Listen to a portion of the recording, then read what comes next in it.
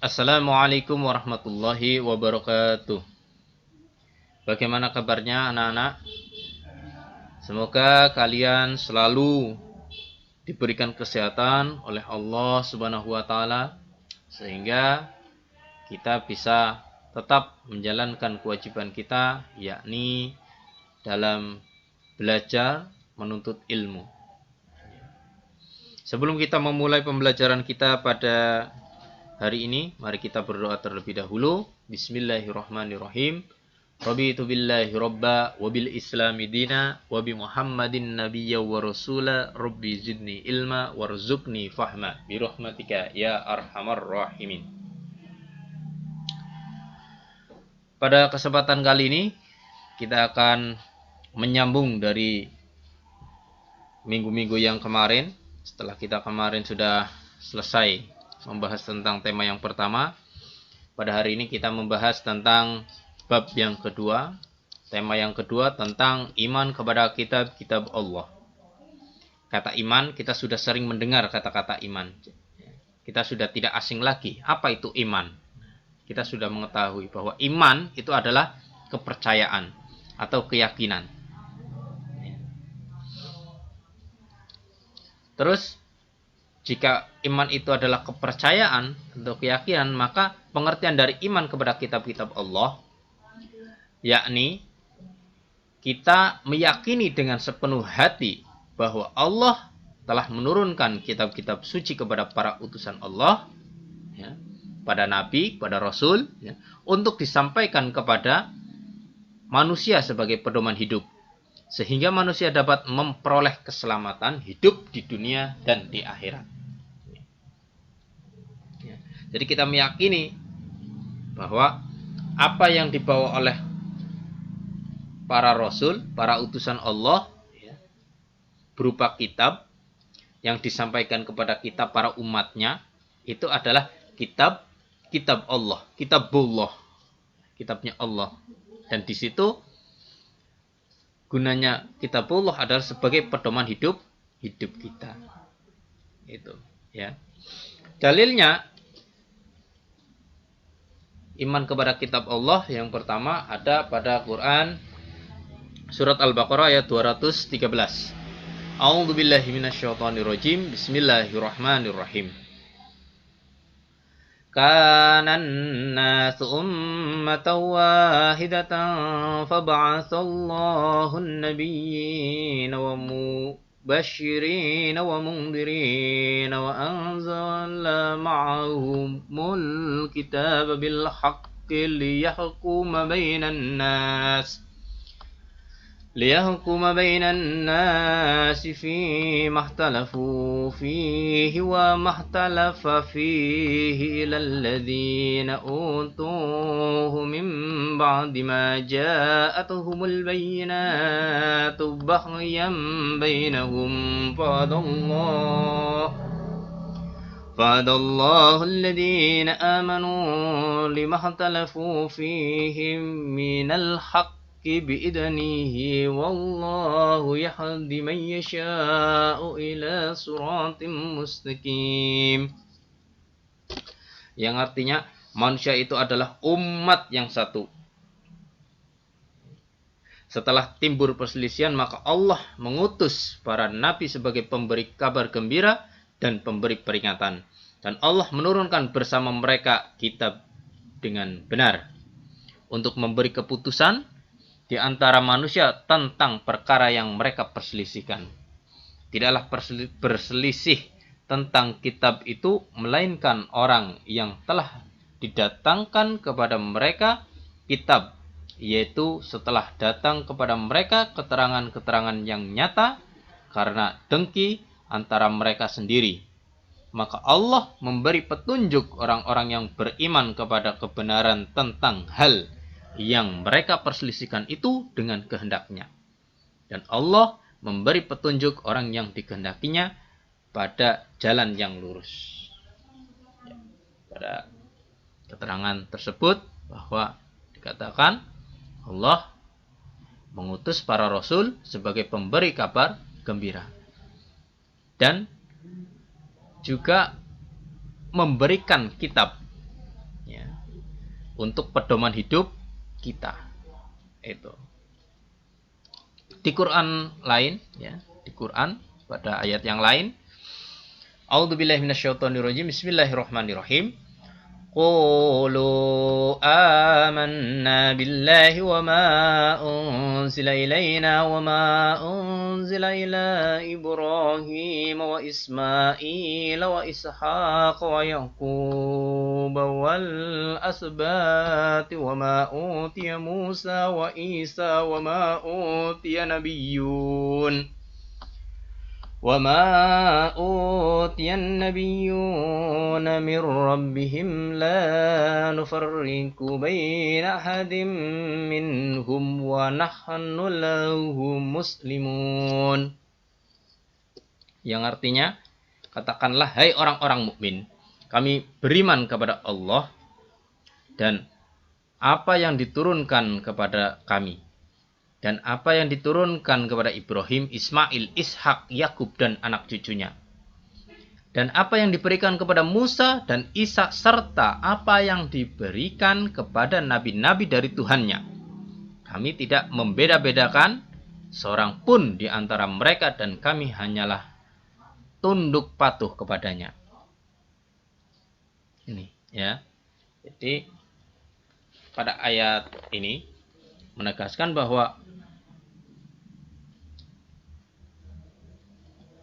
para utusan diturunkan itu untuk memberi kabar gembira, disuruh untuk memberi peringatan, dan selain itu mereka juga diberikan pegangan, yaitu berupa kitab untuk pedoman hidup kita.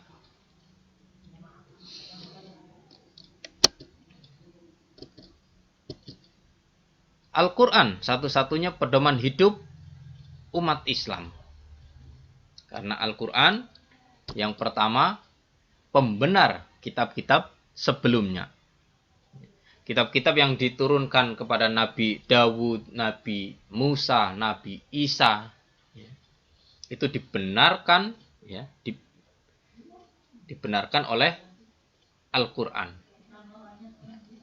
Seperti pada Quran surat Al-Maidah ayat 48. A'udzubillahi minasyaitonirrajim. Bismillahirrahmanirrahim. Wa anzalna ilaikal kitaba bil haqqi musaddiqan lima bayna yadayhi minal kitabi wa muhaiminan 'alaihi fahkum bainahum bima anzalallahu wa la tattabi' ahwa'ahum amma ja'aka minal haqq.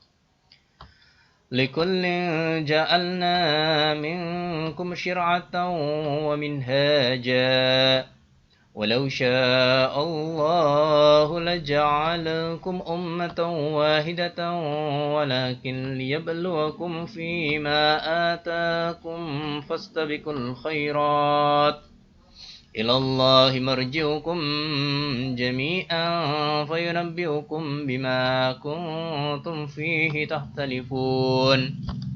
Yang artinya, dan kami telah turunkan kepada Al-Quran, ya, turunkan kepadamu Al-Quran dengan membawa kebenaran, membenarkan apa yang sebelumnya, yaitu kitab-kitab yang diturunkan sebelumnya, dan batu ujian terhadap kitab-kitab yang lain itu. Maka putuskanlah perkara mereka menurut apa yang Allah turunkan, dan janganlah kamu mengikuti hawa nafsu mereka dengan meninggalkan kebenaran yang telah datang kepadamu. Untuk tiap-tiap umat di antara kamu, kami berikan aturan dan jalan yang terang. Sekiranya Allah menguji kamu terhadap pemberiannya kepadamu, maka berlomba-lombalah berbuat kebajikan. Hanya kepada Allah lah kembali kamu semuanya, lalu diberitahukannya kepadamu apa yang telah kamu perselisihkan itu. Ya, bahwa dan kami telah turunkan kepadamu Al-Quran dengan membawa kebenaran. Ini. Jadi Al-Quran diturunkan oleh Allah itu sebagai pembenar kitab-kitab terdahulu. Makanya ini sebagai satu-satunya pedoman hidup umat Islam. pedoman hidup umat Islam, umat Muslim yang pertama yakni Al-Quran. Itu yang paling utama. Yang kedua, akan mendapatkan pahala bagi yang membacanya. Bismillahirrahmanirrahim. Wa hadza kitabun anzalnahu mubarakun fattabi'uhu wattaqu la'allakum turhamun. Dan Al-Quran itu adalah kitab yang kami turunkan yang diberkati. Maka ikutilah dia dan bertakwalah agar kamu diberi rahmat.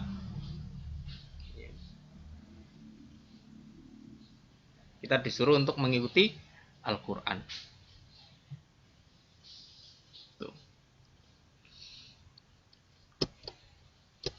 Yang ketiga, membuat daya tarik bagi yang membacanya. Bismillahirrahmanirrahim. Alladzina atainahumul kitaba yatlunahu haqqan tilawatihi ulaika yu'minuna bihi wa man yakfur bihi fa ulaika humul khasirun. Yang artinya, orang-orang yang telah kami berikan Alkitab kepadanya, maka membacanya dengan bacaan yang sebenarnya. Mereka itu memberi kepadanya, dan barang siapa yang ingkar kepadanya, maka mereka itulah orang-orang yang rugi. Kita kembali ke sejarah, ya. Kita lihat bagaimana kisahnya Sayyidina Umar bin Khattab. Beliau masuk Islam. Mula-mulanya beliau mendengar dari adiknya yang sedang membaca Al-Quran bersama suaminya.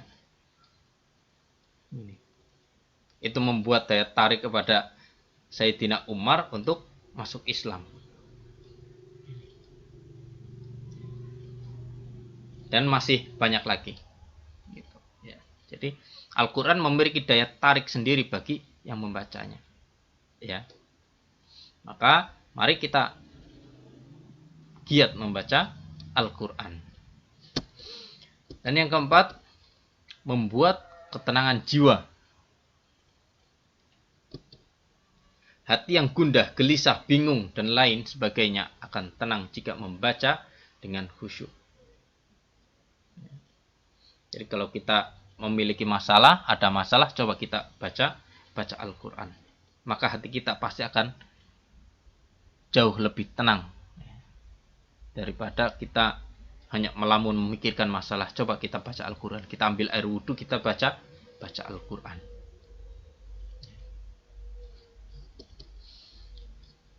Selanjutnya, memberi pertolongan kelak di hari kiamat. Seperti dalam hadis yang artinya baca Al-Quran. Karena sesungguhnya dengan baca Al-Quran itu akan datang pada hari kiamat untuk memberi pertolongan kepada para pembacanya. Hadis riwayat Muslim. Jadi Al-Quran nanti ketika hari kiamat itu bisa memberi syafaat kepada kita. Bisa memberi pertolongan kepada kita nanti ketika kita dihisab oleh Allah. Dan yang terakhir, terjaga keasliannya dari perilaku orang jahat. Bismillahirrahmanirrahim. Inna nahnu nazzalna dzikra wa inna lahu lahafidun. Yang artinya, sesungguhnya kamilah yang menurunkan Al-Quran dan sesungguhnya kami benar-benar memeliharanya. Al-Quran, Allah yang menjaga kebenaran dan asliannya itu terjaga dan terjamin. Mungkin cukup sekian pertemuan kita pada kali ini. Kita sambung dengan sesi tanya jawab. Kurang lebihnya kami mohon maaf. Wassalamualaikum warahmatullahi wabarakatuh.